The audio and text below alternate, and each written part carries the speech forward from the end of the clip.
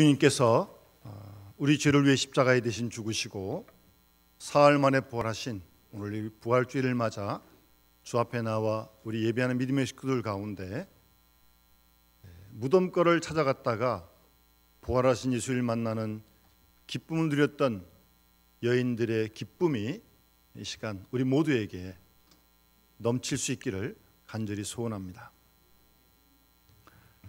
제가 이제 좀 짧게 말씀을 전하고 또 우리 아동부에서도 오늘 부활주일에 특별 순서를 한 수저 준비했고요. 우리 희온 찬양대에서도 칸타타로 하나님께 영광을 돌리게 될 것입니다. 조금 여유로운 마음을 가지시고 하나님께서 오늘 또 이렇게 점심까지 맛있게 준비를 해주셨거든요. 걱정하지 마시고 12시가 좀 지나갔을 때도 초조하지 않으시기 바랍니다. 여러분 성경을 잘 읽어보시면 오늘 본문도 물론 그렇습니다만 하나님 말씀인 성경은 예수 그리스도의 부활을 증명하려고 하는 어떠한 시도도 없습니다. 설명을 하거나 증명하려고 하는 그런 시도가 전혀 없습니다. 한마디로 예수 그리스도가 부활하셨다 선포하고 있는 것입니다. 오늘 본문 이제 앞에 읽지 않았습니다만 15장 1절서부터도 계속 말씀하시는 것은 예수 그리스도가 성경대로 부활하셨다. 그 부활하신 예수를 베드로가 만났고 12제자가 만났고 일시에 500명 형제에게 보였다. 그리고 야고보 사도에게 보였고 맨 나중에 만삭되지 못하여 난 자 같은 나 바울에게도 보였다. 내가 만났다. 끝. 그렇게 말하고 있는 겁니다. 뭐 부활이 이렇다 저렇다 설명하고 증명할 그런 의도는 전혀 없습니다. 왜요? 엄연한 사실이니까요. 사실을 뭘 증명을 합니까? 사실은 사실인데요. 여러분 예수 그리스도가 역사적인 사실로 믿습니까? 우리는 그 사실을 믿는 거예요.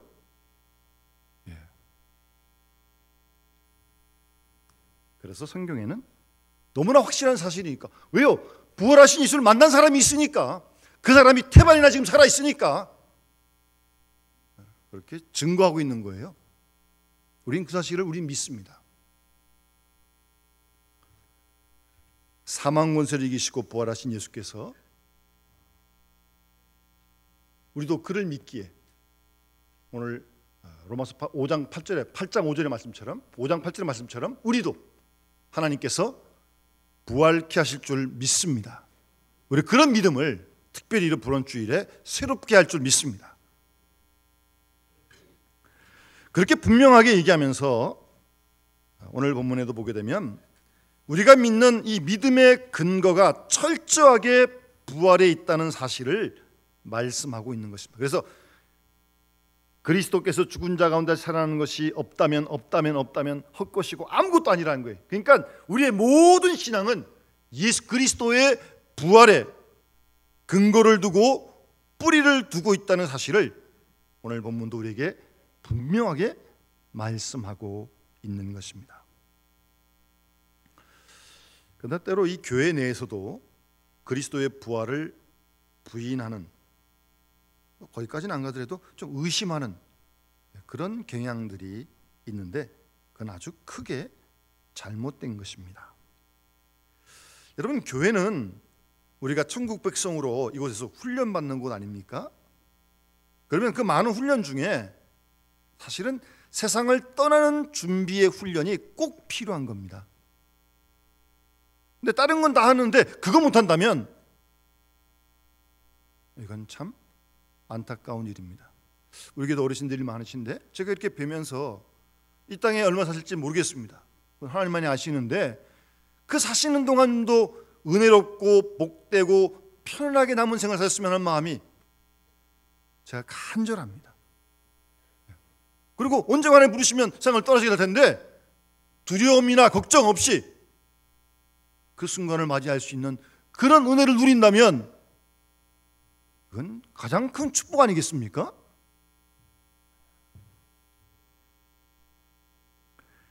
그래서 목회자로서의 큰 행복 중에 하나가 뭐냐면 성도님들이 세상을 떠나실 때 아주 아름답게 은혜스럽게 세상을 떠나시는 모습을 보면 목회자가 제일 그때가 기쁘고 행복합니다.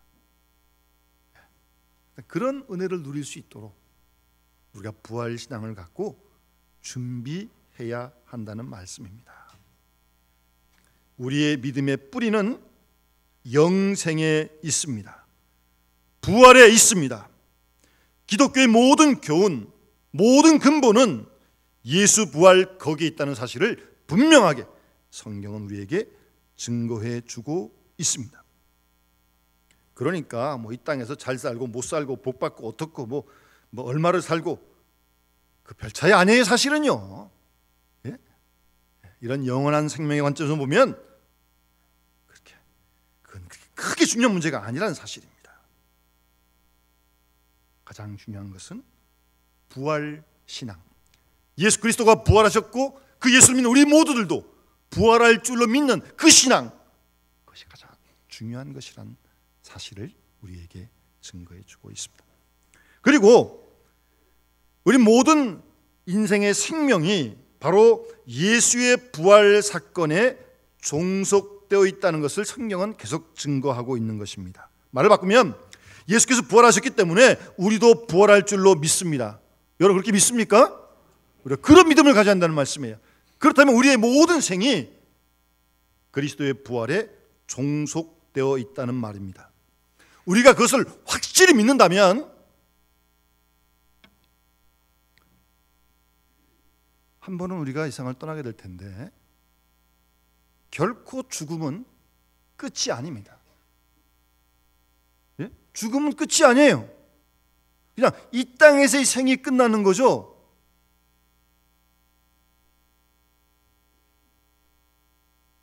그 후 우리에게 예비된 영원한 생이 이어지는 줄 믿습니다. 그렇다면 죽음은 생의 끝이 아니라 하나의 생의 과정인 것입니다.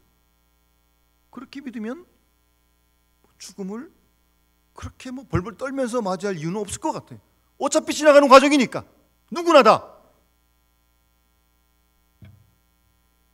세상이라고 하는 이생적 생을 살고 다음에 우리에게 약속된 영원한 하나님 나라 영생을 사는 그런 것이 우리의 삶이라면 죽음이라는 것은 결코 끝이 아니란 말씀입니다.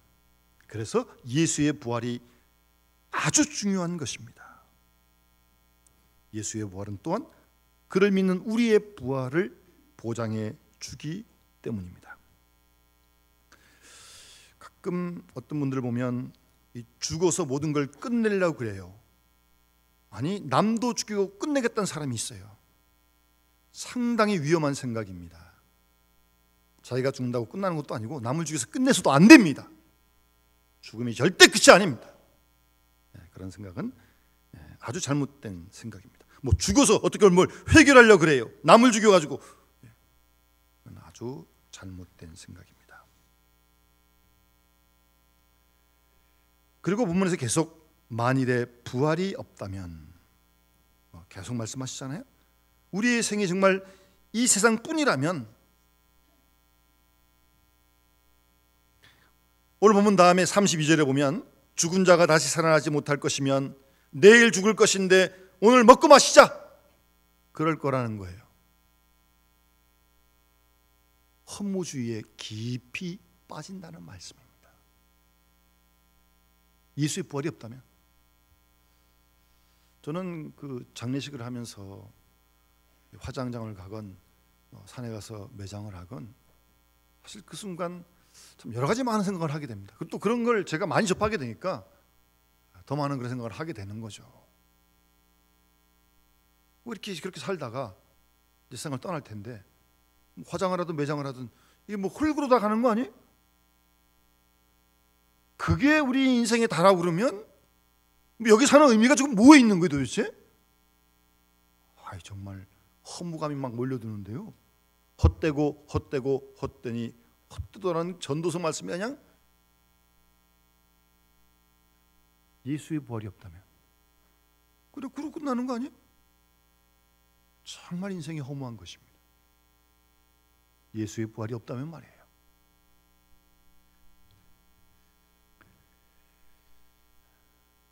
여러분, 우리 기독교 신앙은 어떤 세상의 도덕이나 윤리의 근거를 둔 게 아닙니다. 여러분, 철학자 유명한 임마누엘 칸트가 아주 똑똑한 사람 아닙니까? 이 칸트가 이런 말을 했습니다. 내세를 전제하지 않고는 이 윤리를 설명할 길이 없다. 철학자가요. 내세를 전제하지 않고는 윤리를 설명할 길이 없다는 겁니다. 여러분, 정직해야 됩니다. 정직해야 잘 삽니다. 부지런해야 잘 삽니다. 그런 얘기가 통할 것 같습니까? 그래서 내세를 설명하지 않고는 이 세상, 이 땅의 일만 가지고는 선한 사람이 잘 된다, 그렇게 말할 수 없다는 거죠. 설득력이 없다는 거예요. 설득력이. 기독교는 윤리 종교가 아닙니다. 여러분이 잘 아는 초대교회의 그 아름다운 성도들의 삶을 보십시오. 서로 유무상통하고 자기 걸 자기 것이라 그러지 않고 서로 나누고 돌보고 베풀고. 어떻게 그럴 수 있는 거예요?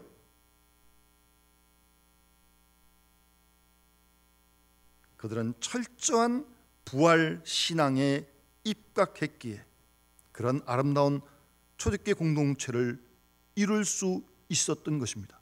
베드로가 무슨 윤리강론을 했습니까? 무슨 도덕을 가르쳤습니까? 그런 거 아닙니다.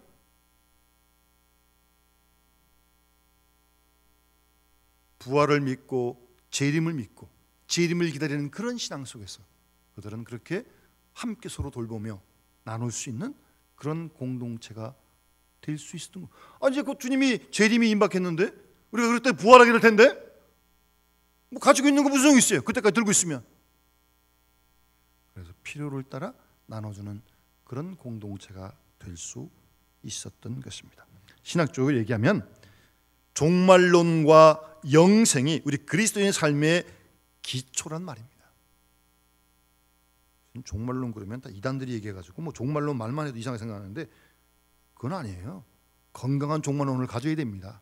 그래야 신앙생활을 올바르게 할 수 있습니다. 건강한 종말이라는 게 뭐예요?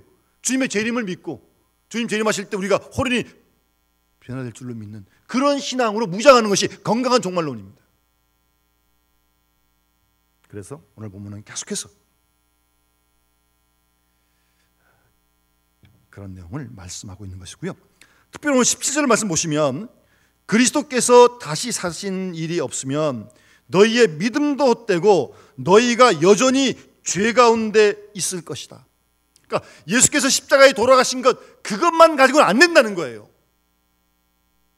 돌아가시고 부활하지 못하셨다면 여전히 죄 가운데 있는 거예요. 우리는 죄에 매여 있는 거예요. 죄의 포로가 되는 거예요. 부활하지 못하셨다면 예수께서 십자가에 죽으시고 사흘 만에 부활하셨기 때문에 부활의 사건이 우리의 속죄를 완성해 준 사건이 된다는 말씀입니다. 부활하심으로 우리에 대한 사죄가 용서가 죄 용서가 확증이 됐단 말입니다.